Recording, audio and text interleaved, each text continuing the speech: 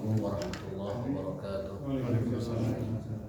Alhamdulillahirabbil alamin wa bihi nasta'inu ala umuri dunya waddin. Asyhadu an la ilaha illallah wahdahu la syarikalah wa asyhadu anna Muhammadan abduhu wa rasuluhu wa la nabiyya ba'dah. Addal amanah wa ballagha risalah wa nasaha al-ummah wa jahada fillahi haqqa jihadi hatta atahu al-yaqin.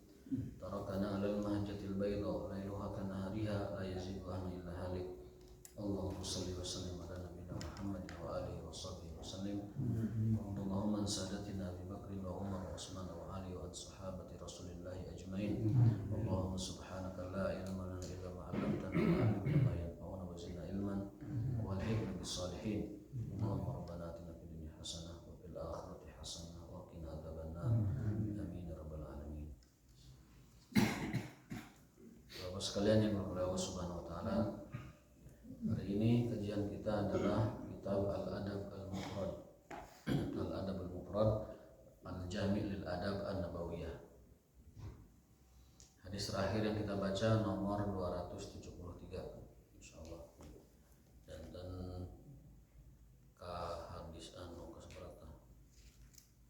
1200 nya 1200 deui lah. 1100 insyaallah. Ngeri ya. Syuwaya qalilan. Terakhir yang kita baca itu hadis 273 yang Rasulullah SAW bersabda, innama bu'istu liutammima makarimal akhlaq. Dalam riwayat lain, innama bu'istu liutammima shalihal akhlaq. Hari ini kita ngambil hadis yang berikutnya 273. Haddatsani Malik an Ibnu Syihab an Urwah an Aisyah radhiyallahu taala anha annaha qalat ma khayyara Rasulullah sallallahu alaihi wasallam baina amrayni illa ikhtara aysarahuma ma lam yakun isman. Apabila Rasulullah SAW berada pada dua pilihan atau disuguhkan dua pilihan, maka beliau senantiasa memilih yang paling mudahnya.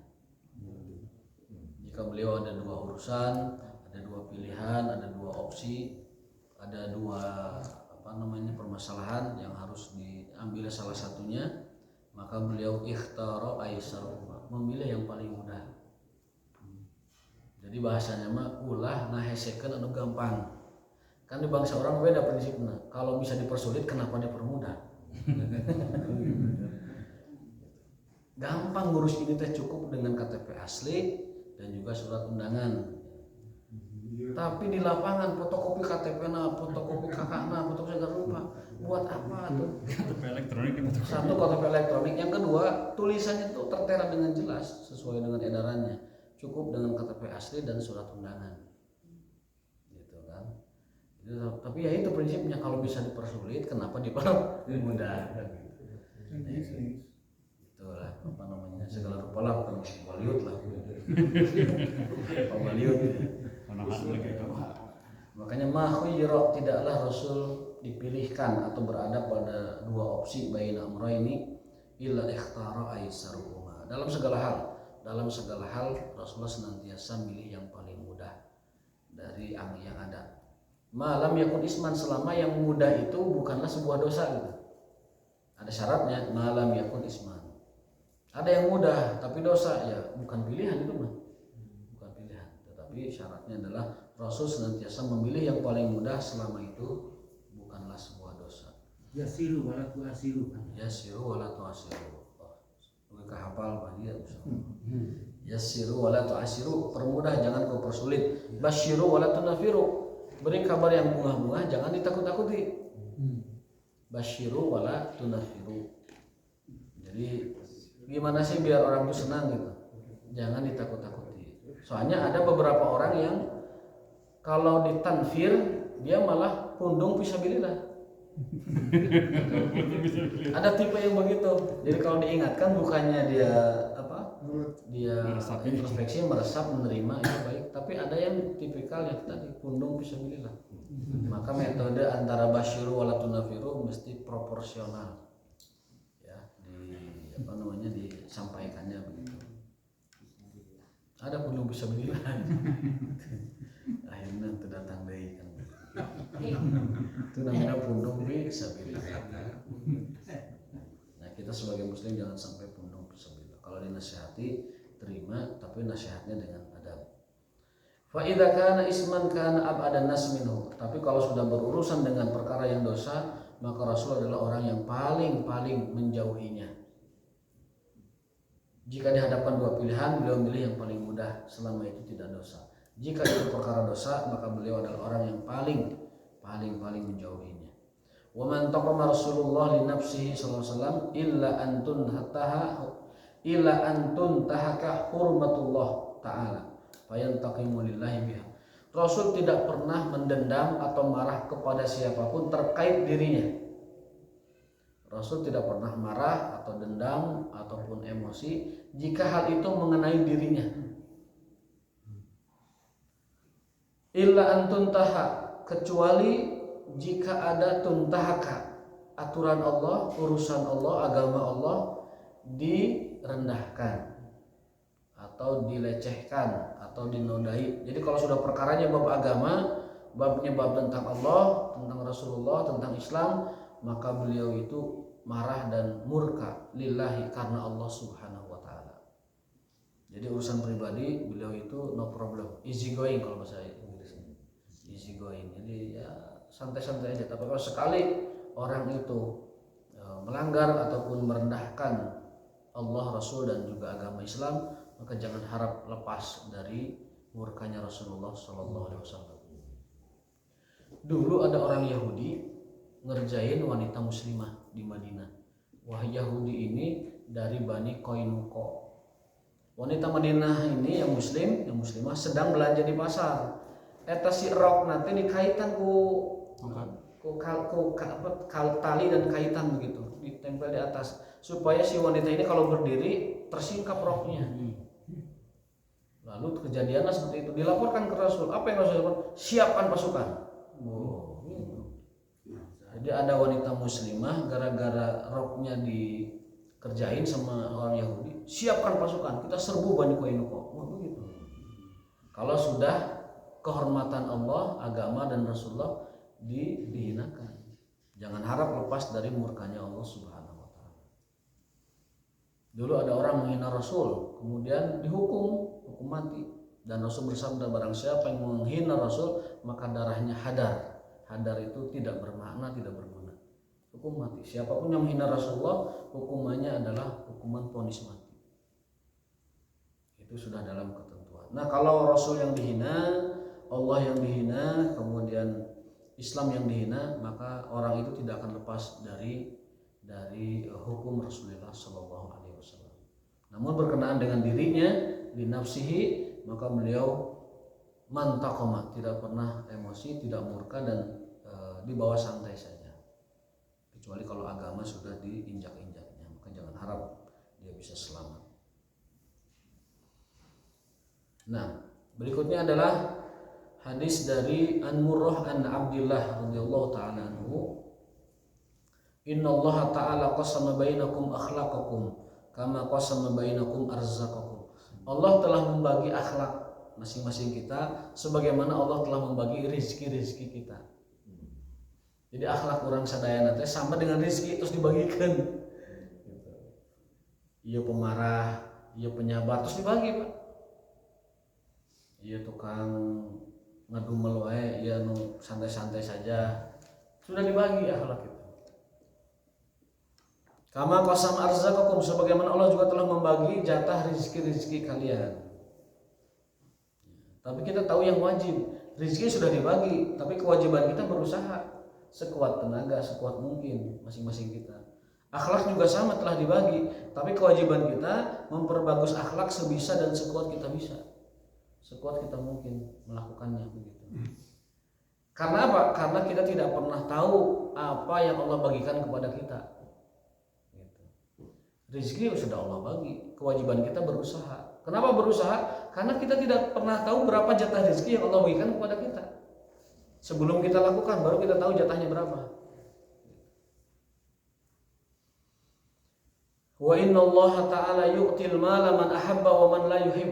Allah memberikan limpahan harta kepada orang yang dia cintai dan juga orang yang dia tidak cintai. Maka Makanya limpahan harta bukan tanda cinta dari Allah Subhanahu wa taala. Allah berikan itu. Yang kafir dilimpahkan, yang muslim dilimpahkan, yang jahat diberi harta, yang baik juga diberi harta, semuanya diberi. Makanya Allah memberikan harta man yuhib wa man la yuhib, orang yang dia cintai dan orang yang dia tidak cintai. Wala yu'til iman ila man yuhib, tapi keimanan hanya Allah berikan kepada yang dia cintai saja. Iman, hidayah, ya, istiqomah, ibadah itu hanya Allah berikan kepada yang dicintainya saja. Ari harta mah dibagi semua. Yang dia benci, yang dia murka, yang dia ridhoi, yang dia cintai dibagi semua. Tapi ibadah, taufik, hidayah, Islam, iman hanya Allah berikan kepada manusia orang yang dicintainya. Berarti kalau kita melihat dalam kacamata cinta Allah, lebih berharga mana antara ibadah dengan harta? Ibadah. Lebih berharga ibadah. Faman dhanna bil mali an yunfiqahu wa khafa al-adu an yujahidahu wa haba al-laila an yukabidahu falyuksin min qawli la ilaha illallah subhanallah walhamdulillah wallahu akbar. Ini pesan Rasulullah. Intinya di sini. Barang siapa yang takut kalau hartanya habis jika diinfakkan, dibelanjakan, dipakai, digunakan baik untuk keluarga, untuk dirinya, untuk orang lain sebagainya. Wa khafal adu an yujahidahu, atau dia takut musuh menyerangnya.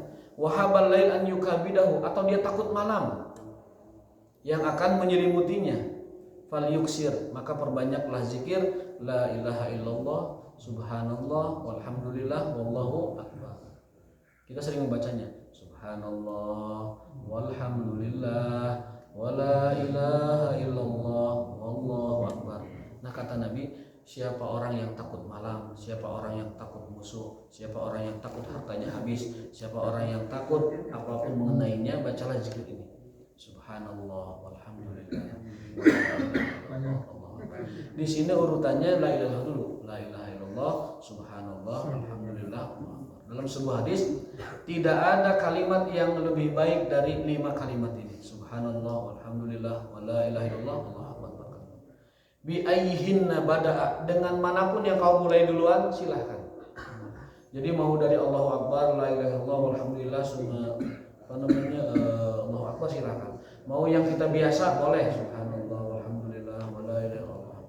Atau dari la ilaha illallah, Allahu akbar, subhanallah, silahkan. Kata Rasul, tidak peduli dari manapun dia memulai. 4 atau 5 tuh.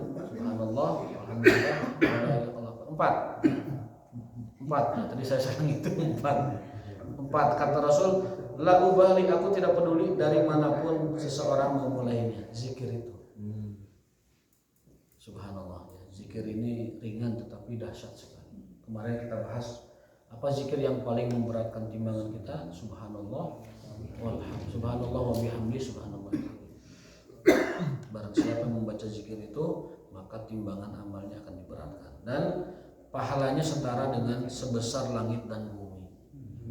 Barang siapa membaca subhanallah wa bihamdi subhanallahil azim, maka pahalanya sebesar langit dan bumi. Tamla'u ma bainas samai wal ardi.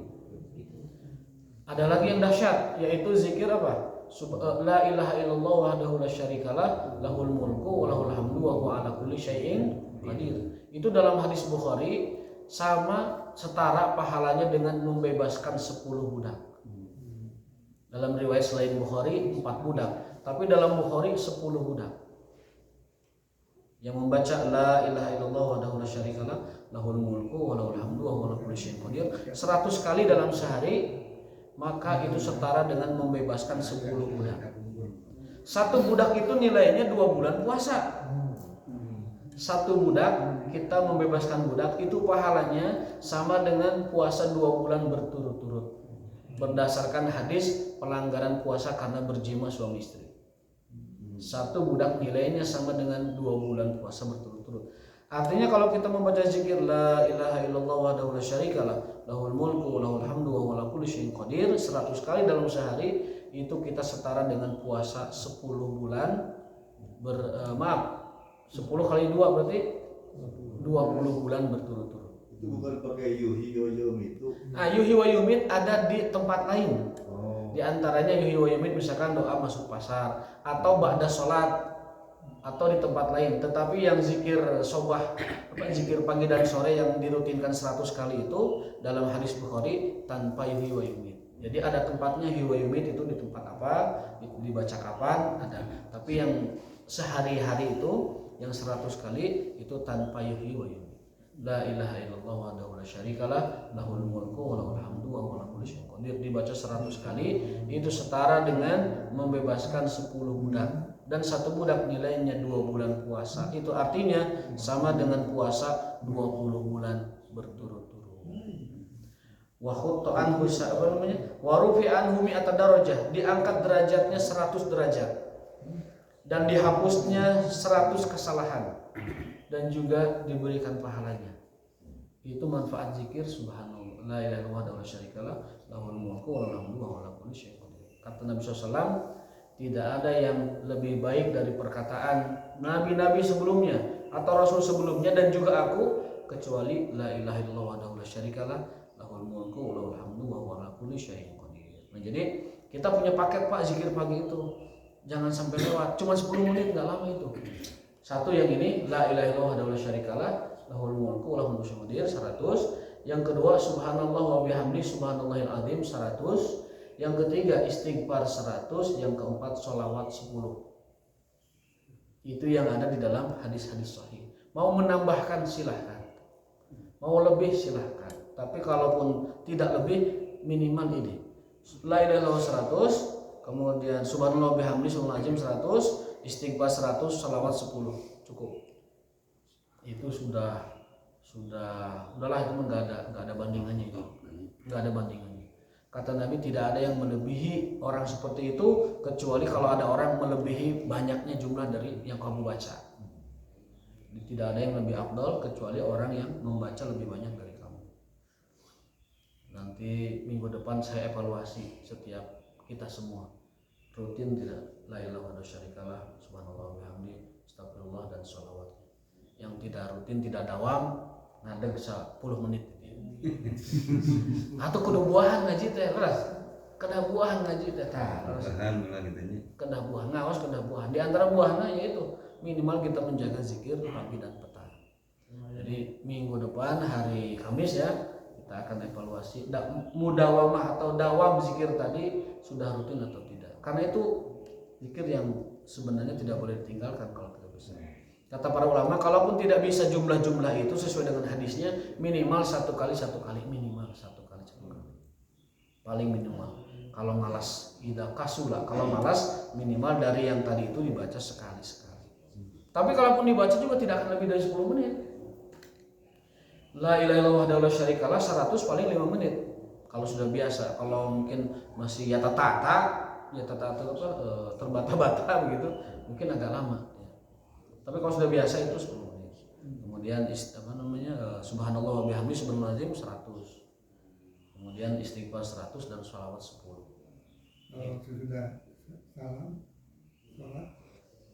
Sesudah salam ada zikirnya lagi.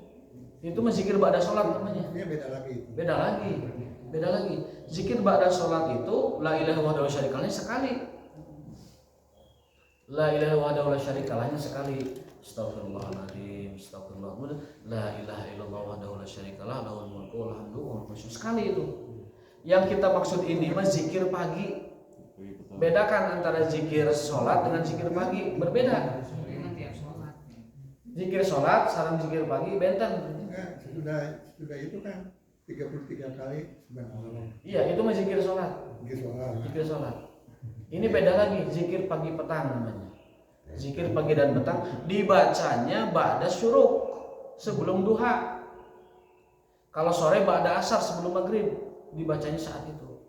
Kalau zikir yang tadi subhanallah 33, Allahu akbar 33, alhamdulillah, itu dibacanya setiap ba'da sholat 5 kali dalam sehari. 5 kali dalam sehari. Tapi kalau yang tadi zikir pagi petang dibacanya itu setelah syuruk, menjelang duha dibacanya. Itu boleh, ya? Nyetir apa boleh? Boleh, lagi nyetir boleh, lagi touring boleh, lagi lempang boleh, lagi nyuci, kalau ibu-ibu mungkin lagi nyuci, lagi gegeroh, lagi masak boleh. Silahkan. Waktu Pakai tasbih dihitung, pakai tasbih ya, karena tasbih itu dibolehkan. Ada 3 pendapat ulama membolehkan tasbih. Syekh Islam Taimiyah membolehkan, Imam Syaukani membolehkan, Syekh Utsaimin membolehkan, dan juga para ulama-ulama membolehkan. Jadi kalau ada yang mengatakan tasbih itu nggak boleh, justru sebenarnya para ulama membolehkan. Dia saja yang tidak membolehkan. Asal niatnya memang tasbih itu alat hitung, tanpa berkeyakinan kalau pakai tasbih lebih afdol, itu aja intinya. Memudahkan menghitung. Karena dulu Aisyah punya batu, kalau menghitung 100 itu dihitung satu-satu. Subhanallah wa bihamdi, subhanallah wa bihamdi, subhanallah. Dihitung 100. Karena menghitung pakai jari 100 itu agak susah. Pabelit. Kayak iya teh 70 atau 25 ya teh. Gitu. Iya teh 80 atau 15, nah itu kan teh. Nah, memudahkannya pakai tasbih. Kalau alergi dengan tasbih yang biasa kita bawa itu tasbih elektrik yang pakai batu itu, pakai baterai 100. Elektrik mah teu bid'ah. Saya cuma pakai baterai itu. Jadi tasbih itu bukan bid'ah. Karena apa? Karena menurut para ulama itu dibolehkan untuk mempermudah hitungan berdasarkan hadis bahwa istri Rasul itu kalau berzikir ngitungan batu ngumpulkan 100, bukan 100 untuk dibaca tiap zikir itu subhanallah. Alat bantu zikir. Nah zaman sekarang kan ngumpulkan batu gitu, ripuh mau ke masjid batu sekeresek kan gitu. Jangan eta jangan zikir. Aduh. Nanti dimarahin sama keluarga ke masjid kan. Nah supaya tidak bisa bawa batu sekeresek, maka cukup dengan tasbih. Bawa tasbih elektrik boleh, tasbih koka itu lebih paten lagi. Cuman koka mahal. Tasbih biasa aja. Nu hurung we lah, nu gampang hurung, bisa langsung parem bisa hitung. Tasbih hurung kan. Ala kulli hal bahwasanya Rasulullah SAW mengajarkan kita supaya zikir pagi dan petang. Tadi fadilahnya besar. Nanti kita menyesalnya di akhirat kalau tidak baca itu. Rugi. Karena apa? Karena ringan, mudah, nggak berat, nggak kesangan, nggak keringatan, tapi fadilahnya besar. Memberatkan timbangan mizan amal kita, kemudian setara dengan puasa 20 bulan berturut-turut. Dalam hadis Bukhari. Coba kan lebar sekali kalau kita meninggalkan puasa 20 bulan. Hanya karena pagi tadi kita tidak baca la ilaha illallah wahdahu la syarikalah lahul mulku wa lahul hamdu wa huwa ala kulli syai'in qadir. Di rumah mangga sambil ngopi mangga, sambil dengar melihat alam semesta, kicau burung atau melihat pemandangan juga bisa, silakan. Sambil berangkat kerja di motor, di mobil juga silakan. Tidak masalah. Nanti minggu depan kita evaluasi. Kalau nama teu dawam berarti teu buahan lagi. Ngaosna teu buahan. Pamit dengan dawamkeun opat tadi. Ulangi la ilaha illallah wa la syarikalah 100, subhanallah wa bihamdi subhanallahil azim 100, kemudian astagfirullahaladzim 100. Istighfar ada 2, boleh astagfirullahaladzim, boleh robbighfirli. Ada 2 istighfar ya. 100 berdasarkan hadis kan Rasulullah SAW dalam setiap harinya yastaghfiru mi'ata marrah. Adalah Rasulullah SAW beristighfar 100 kali dalam sehari. Dalam riwayat lain 70 kali. Tapi kita ambil yang banyaknya 100 kali. Padahal beliau adalah hamba Allah yang paling mulia dan diampuni dosa-dosanya, dijamin masuk surga. Lalu yang terakhir salawat 10 kali. Dalam sebuah hadis, barang siapa hadis riwayat Tabrani, barang siapa yang bersalawat kepada Rasulullah 10 kali itu dianjurkan setiap hari 10 kali. Fadilahnya adalah mendapatkan syafaat Rasul dan juga dimudahkan urusan-urusannya. Nah itulah 4 zikir dawam kita setiap hari. Rodi itu bilang 3 kali. Rodi itu bilang mangga, tapi itu mah ibaratnya tidak terlalu ditekankan seperti yang 4 tadi fadilah-fadilahnya. Kalau Rodi itu barang siapa yang membaca Rodi itu billahi roba, maka Allah ridho padanya. Barang siapa yang membaca Rodi itu billahi roba wa bil islamina wa bi muhammadin nabiy wa rasulah, dalam hadis itu radhiyallahu anhu, maka Allah telah ridho padanya. Iya kali. Kalau dalam ayat Quran sebut zikron kasiro, Ya. sebanyak-banyaknya kan. Kemudian diikuti dengan ayat bertasbihlah pagi dan sore. Ya. implementasinya gimana itu? Itu juga pagi Ya petang. itu tadi zikir petang itu, pagi petang. Wasabihu bukratan wa asila, ya tadi zikir tadi. Waktu itu Itu. Nah, eta. Zikron kasiro. Ya. Zikron kasiro itu dalam jumlah yang banyak. Ya. Rasul memberikan panduan jumlahnya itu berapa di hadis-hadisnya tadi 100, 100, 110. Kalau mau perbanyak silahkan masing-masing sekuatnya silahkan. Tapi Rasul memberikan apa namanya? Kalau bahasa kita batas minimal lah. minimal. Batas minimal segitu. Mau tambah silahkan. Mau 150, mau 120 silahkan sekuatnya. Ya, silahkan itu sekuatnya. Nah,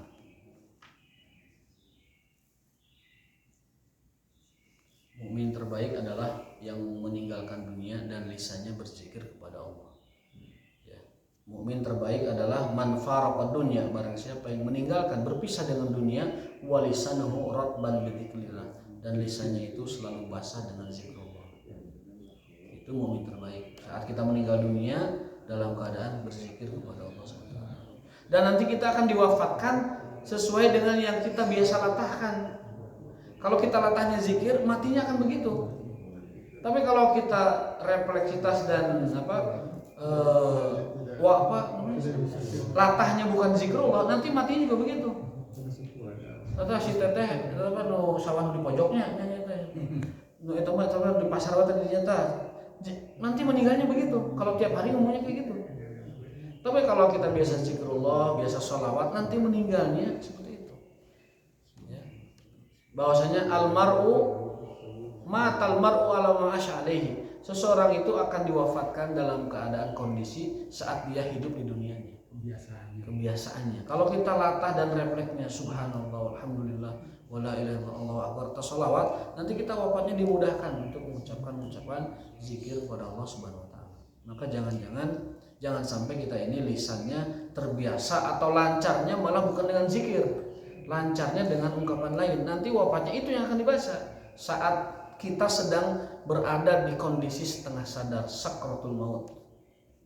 Sakratul maut, kondisi kita setengah sadar, bahkan mungkin tidak sadar. Maka yang keluar adalah kata-kata yang biasa dia ucapkan di alam bawah sadar. Subhanallah, alhamdulillah, subhanallah, alhamdulillah, dan seterusnya. Kalau ini Ustaz yang pembukaan ilahi antar maksudi oleh maksudi itu tepatnya di mana dibaca? Itu sebenarnya doa yang biasa dibaca oleh teman-teman kita dari tasawuf ya, dari teman-teman dari sufi zikir. Itu bisa dibaca kapan saja. Misalnya ketika kita ada keluhan, ada aduan kepada Allah, ilahi anta maksudi. Kemudian warajai dan seterusnya. Memang suka dibaca. Itu ketika kita menemukan sesuatu yang kita sangat berharap kepada Allah, bantuannya, pertolongannya, kemudahannya dan seterusnya. Itu yang ilahi anta maksudi dan seterusnya. Mudah-mudahan Allah Subhanahu wa taala memudahkan urusan-urusan kita dengan sholawat tentunya. Ada sebuah hadis, ini kita bertawasul dengan sholawat ya. Kita mengharap kepada Allah dengan sholawat. Apa itu? Suatu hari sahabat Muawiyah radhiyallahu taala anhu datang menghadap Rasul. Ya Rasulullah, saya tuh pengen doa, tapi juga senang sholawat. Gimana ini caranya? Boleh nggak saya doa sepertiganya itu sholawat? Kata Rasul, boleh, bagus itu. Kalau kamu tambah juga lebih bagus. Akhirnya Muawiyah nambah. Ya Rasul, doa saya sekarang separuhnya sholawat. Kata Rasul, bagus sekali itu, mantap lah bahasa kita. Lalu setelah itu 2/3 dan terakhir ya Rasul, doa saya sekarang sholawat semua. Apa kata Nabi? Tudhabu humuka, kesedihanmu akan dihilangkan. Wa tuqda hajatuka, hajat-hajatmu akan diqadha, akan dijawab, disampaikan begitu. Yang terakhir, wa tughfar dzunubuka, dan dosa-dosamu akan diampuni. Hadis riwayat Ubay bin Ka'ab radhiyallahu taala anhu. Coba bayangkan, kita banyak sholawat, kata Rasul, tudhab humum itu kesedihan, kesulitan akan hilang. Wa tuqda hajatmu akan diqadha, akan dibereskan oleh Allah. Dan yang terakhir, wa tughfar dzunubuka, dan dosa-dosamu akan diampuni. Maka orang yang rajin sholawat mah urusannya akan mudah. Kebalikannya, lamun urusan seret yang rudet itu pasti jarang sholawat. nu jarang salat pasti rudat urusan-urusan. Maka dari itu hadis ini menjadi pijakan kita, dalil kepada kita bahwa apabila kita memperbanyak sholawat dalam hadis Muawiyah tadi akan Allah mudahkan qada hajatnya, dimudahkan juga diampuni dosanya, dan juga dimudahkan juga hilang kesedihan, kegundahan, kegelisahan, dan juga perasaan-perasaan negatif yang ada pada diri kita. Makanya kuncinya adalah memperbanyak sholawat ala Nabi Sallallahu Alaihi Wasallam. Dari dulu sampai sekarang saya itu suka cemburu kalau lebih banyak bersalawat daripada zikrullah. Salawatnya zikro. Sholawat itu kan zikrullah, Pak. Nah ini yang disebut salawat itu zikrullah juga itu. Tak jawab kunci. Apa dalilnya? Dalilnya firman Allah Ta'ala dalam sebuah ayat, Innallaha wa malaikatahu yusholluna 'alan nabi ya ayyuhalladzina amanu shollu 'alaihi wa sallimu taslima. Melaksanakan perintah Allah adalah zikir. Gitu kan. Menyebut nama Allah dalam salawat juga zikir, apalagi salawatnya diperintahkan, apalagi fadilahnya banyak. Jadi kesimpulannya salawat adalah zikrullah. Bagian Tah. Salawat adalah zikrullah. Oh gitu. Abdul Zikri ya. Dulu dalam waktu perang Badar itu, ketika mau kontak senjata dengan musuh itu disuruh zikrullah, Iya. jangan lepas itu. Iya. Dan ya zikrullah itu maksud saya lebih utama gitu daripada sholawat gitu. Ada tempat-tempatnya, Pak. Oke. Ada tempat-tempatnya. Ada tempat-tempatnya. Seperti hari Jumat, apa hadisnya? Kalau hari Jumat, aksiru min sholati alayya. Perbanyak salat padaku di hari Jumat. Berarti kan di hari Jumat afdalnya zikir sholawat. Dan juga man qara'a surat Al-Kahfi, barang siapa yang membaca surat Al-Kahfi, maka Allah akan bentangkan cahaya antara dirinya dengan Baitullahil Haram. Dan juga nanti cahaya baginya di surga nanti di akhirat.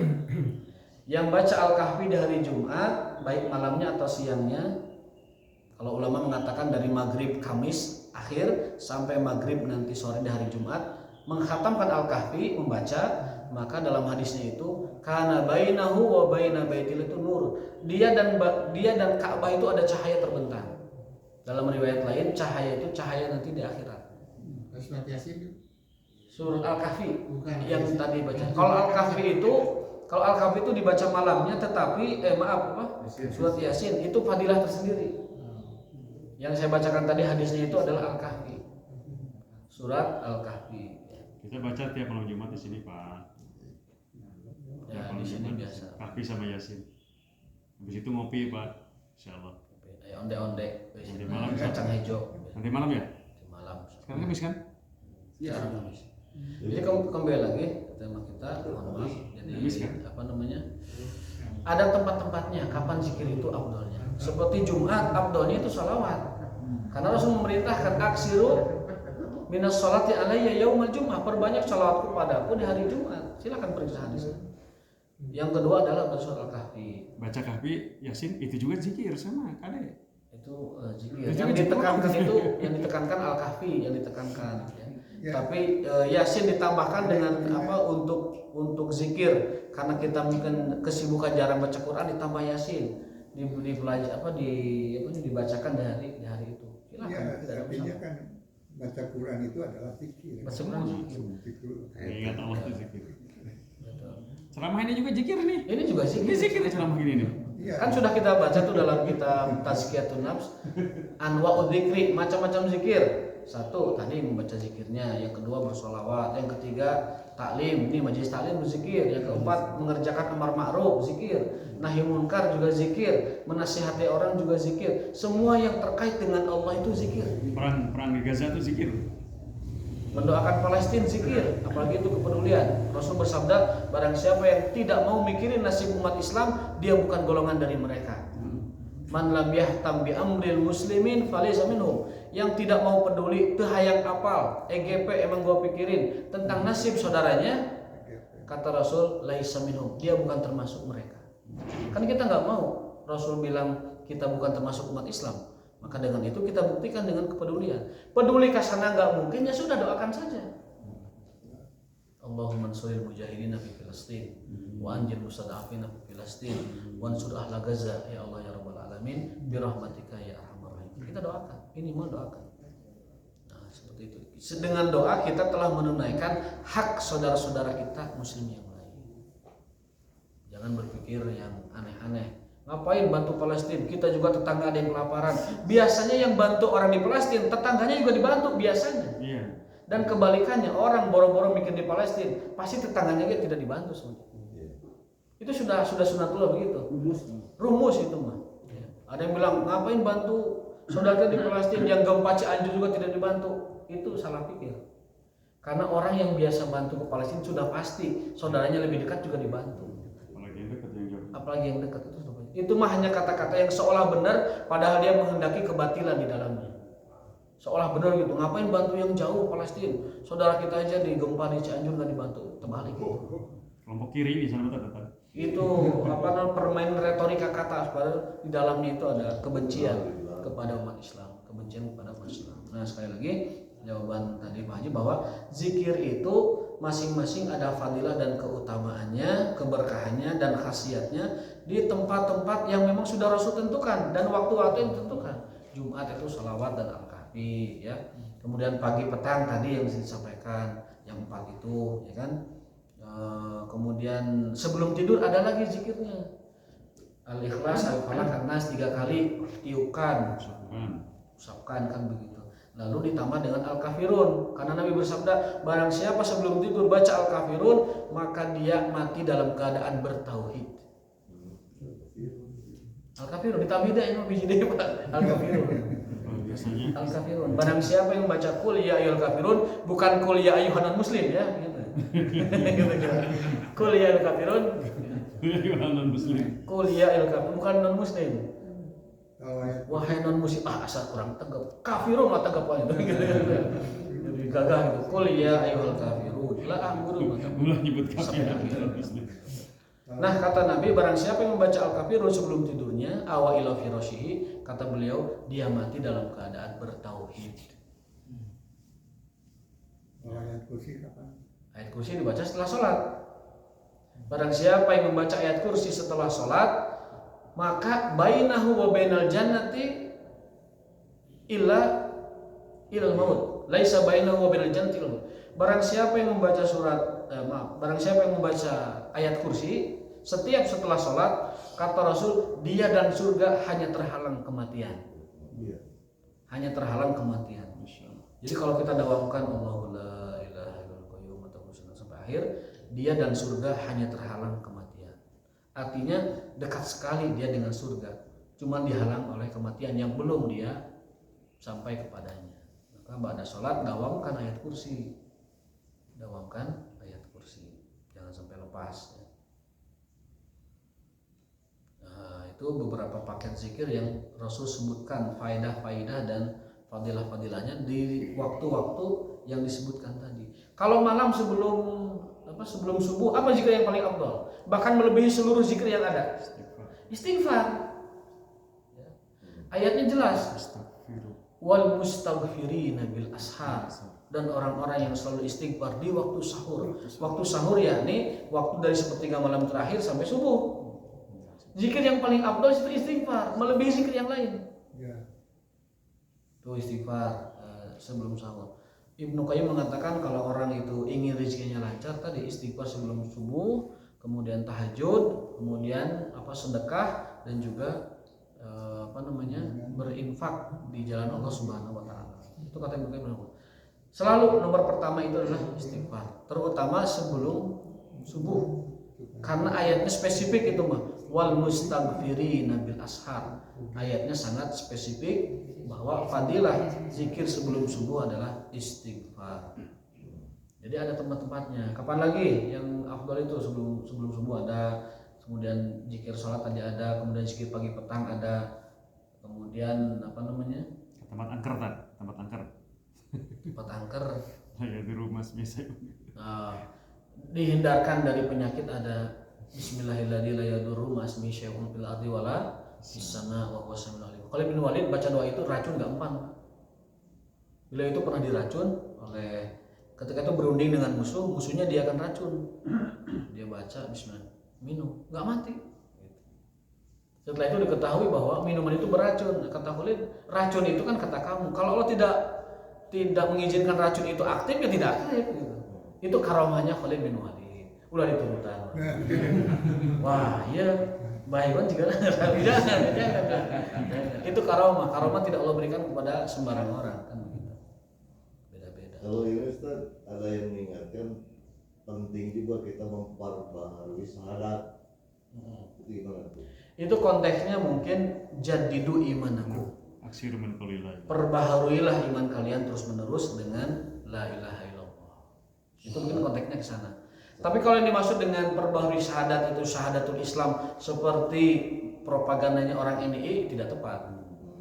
Orang NII itu yang berpikiran radikal lah begitu, selalu membujuk orang Islam yang lain itu dengan kata itu. Kamu udah Islam belum? Betulan.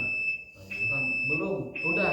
Kalau udah kepada siapa kamu berislam? Kepada udah belum syahadatnya? Udah. Di depan siapa kamu syahadat? Terus dibujuk. Akhirnya ke bawah tuh. Tahu-tahu dia mengkafirkan saudaranya aja. Setelah itu karena dianggapnya tidak syahadat di depan amirnya atau imamnya. Ini adalah bukan ideologi, manhaj yang sesat karena menuduh orang Islam itu kafir hanya karena orang Islamnya tidak syahadat di depan pemimpinnya. N11 ya. Dan itu fikroh yang sesat. Apa dalilnya? Zaman Nabi Muhammad SAW, seluruh sahabat yang lahir dalam keadaan orang tuanya Islam, semuanya Muslim, tidak syahadat lagi.